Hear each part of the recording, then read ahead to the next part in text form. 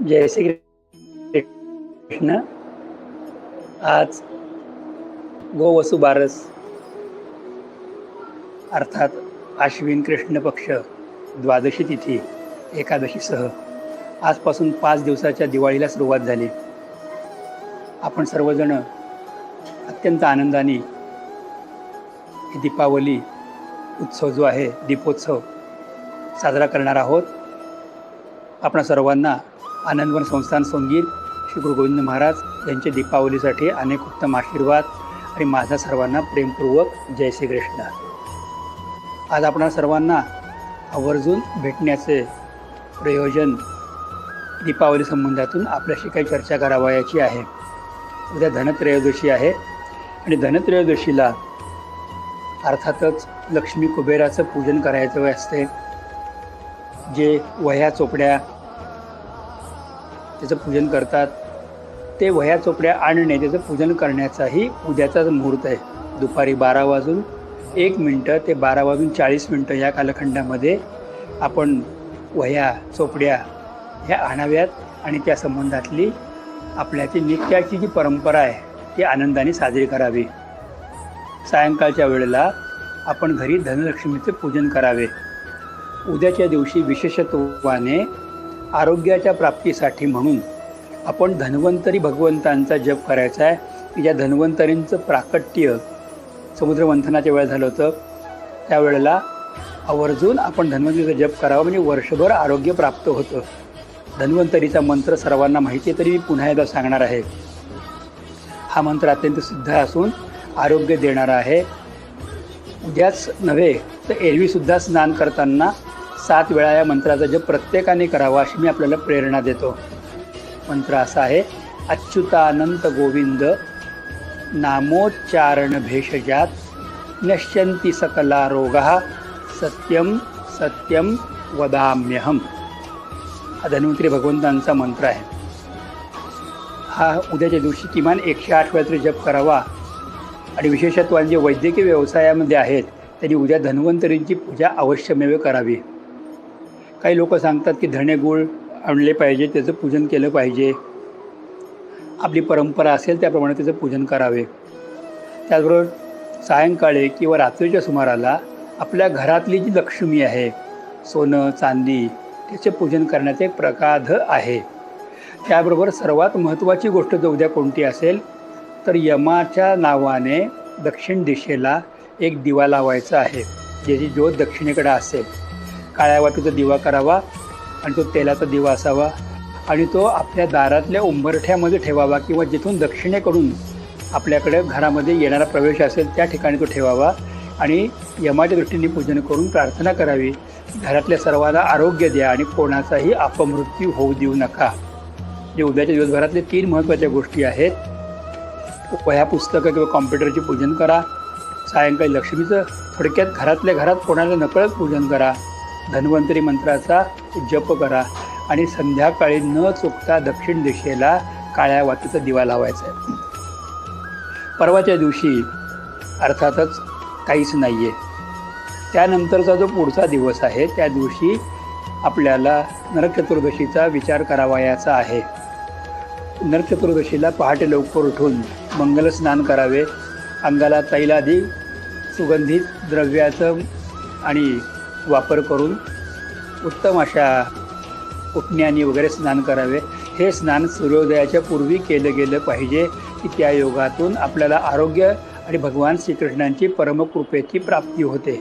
नरक चतुर्दशीचं महत्त्व विशेषत्वाने आहे. आता एका समज गैरसमजाविषयी आपल्याशी बोलायचं आहे.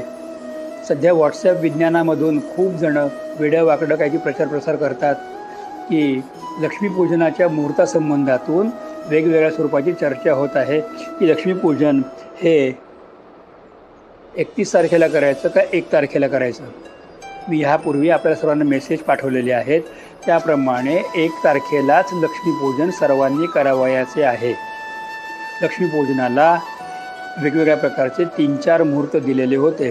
दुपारी 3:05 पासून आपण 5:15 पहिल्यांदा लक्ष्मीपूजनाची मुहूर्त वेळ आहे. जे सायंकाळी लक्ष्मीपूजन करतात त्यांनी सायंकाळी 6 वाजल्यापासून रात्री 8:30 वाजेपर्यंत लक्ष्मीपूजन करावं. आणि व्यवसायाच्या दृष्टिकोनातून जे काही लक्ष्मीपूजन करतात त्यांनी रात्री 9:10 ते 10:45पर्यंत लक्ष्मीपूजन करावं. या लक्ष्मीच्या पूजेसाठी शुभ वेळा आहेत. या वेळेला अवश्यमेव कनकधारा स्तोत्र आणि अष्टलक्ष्मी स्तोत्रांचा जप करावा. तसेच इंद्रकृत महालक्ष्मी अष्टक आवर्जून म्हणावे. त्या योगाने लक्ष्मी स्थिर होते आणि लक्ष्मीची प्रार्थना करावी की हे माते लक्ष्मी, तू माझ्या घरी ये आणि स्थिरतेने राहा. माझ्या घरातून कधीही बाहेर न जाण्यासाठी म्हणून तू ये. ताम आवह लक्ष्मी अनपगामिनी, तू बाहेर कुठं जाऊ नकोस, तू माझ्या घरी राहा. लक्ष्मीपूजनाला अत्यंत प्रेमाने आनंदाने कुठेही वादावादी न करता सुंदररित्या आपण पूजन करावे हा सर्वांना प्रेमाचा आग्रह आहे. त्याच्यानंतर आपल्याला पाडव्याच्या दिवशी येतो शनिवार दिनांक 2 नोव्हेंबर 2024. पाडव्याचा मुहूर्त यावर्षी पहाटे 4:10 ते सकाळी 6:40 आहे. या मुहूर्तावरती जे व्यापार व्यवसाय व्यवहार करतात त्यांनी उठून लवकर स्नान करून आपल्या व्यापार व्यवसाय व्यवहाराचं पूजन करावयाचे असते. आपल्याकडच्या वह्या चोपड्यांचे पुन्हा पूजन किंवा त्याच्यामध्ये पहिल्यांदा श्री गणेशा किंवा काहीतरी दान केल्याची पहिली नोंद त्याच्यामध्ये करावयाची असते. आता लोक म्हणतात आम्ही वह्या वापरत नाही, कॉम्प्युटर वापरतो. मग कॉम्प्युटरचं पूजन करा, प्रतिकात्मक पूजन करून त्यासाठी आपण पहाटेच्या वेळेला हा विषय करा. जर समजा सकाळच्या वेळेला कुठल्याही कारणाने जमलं नाही, प्रथमतः पहाटेचीच वेळ नाही जमलं तर सकाळी 8 पासून 9:25 शुभ वेळ आहे. या वेळेला आपल्या घरामध्ये पाडव्याचं पूजन जे व्यवसायाचं पूजन करणं आवश्यक आहे. नोकरी करणाऱ्या माणसांनी पहाटे लवकर उठून स्नान वगैरे करून भगवंतांची पूजा करावी. एखाद्या मंदिरात जाऊन दर्शन करावं आणि अत्यंत प्रेमाने घरामध्ये विष्णू सहस्रनामाचा पाठ पहाटे उठून करावा. त्या योगाने आपल्या घरामध्ये आरोग्य, समृद्धी आणि लक्ष्मी स्थिर होते. याचा विचार निश्चित करायला पाहिजे. दुसऱ्या दिवशी अर्थातच 3 नोव्हेंबरला रविवारी भाऊबीजेचा क्षण आहे. हा सण अतिशय प्रेमाने आपण साजरा करणार आहोत. आपल्या भगिनीचा घरी जाऊन किंवा तिला आपल्या घरी बोलवून आनंदाने प्रेमाने गोडधोड खाणे आणि एकमेकांना प्रेमाचं प्रतीक म्हणून काही ना काहीतरी वस्तू वाटणे देणे हा प्रेमाचा आनंद आहे. याप्रमाणे जे अत्यंत प्रेमाने, निष्ठेने, विश्वासाने भगवान श्रीकृष्ण परमात्म्यांचं स्मरण करून दीपावली साजरी करतात त्यांचं संपूर्ण वर्ष आनंदात, सुखात, समृद्धीत जात असतं. त्यामुळे सर्वांनी दीपावली पूजनाच्या सह दीपोत्सवाचा आनंद करावा. जास्तीत जास्त दिवे लावावेत आणि सगळा आनंद करून सर्वांनी त्या आनंदाने दीपावलीचं स्वागत करावं. आपल्या समाज बांधवांना, आपल्या मित्रमंडळींना, आपल्या प्रेमीजनांना अत्यंत प्रेमाने भेटून एकमेकांवरती प्रेमाचा वर्षाव करावा.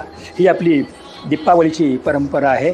या परंपरा सर्वांनी आनंद आणि आदर राखावा. आनंदवन संस्थान सोनगीर या माध्यमातून मी आपल्या सर्वांना पुन्हा एकदा दीपावली संबंधातून खूप खूप प्रेममय जय श्री कृष्ण आणि श्री गुरु गोविंद महाराजांचे आशीर्वाद कळवत आहे. सर्वांना माझा प्रेमपूर्वक नमस्कार. जय श्री कृष्ण, जय श्री कृष्ण, जय श्री कृष्ण.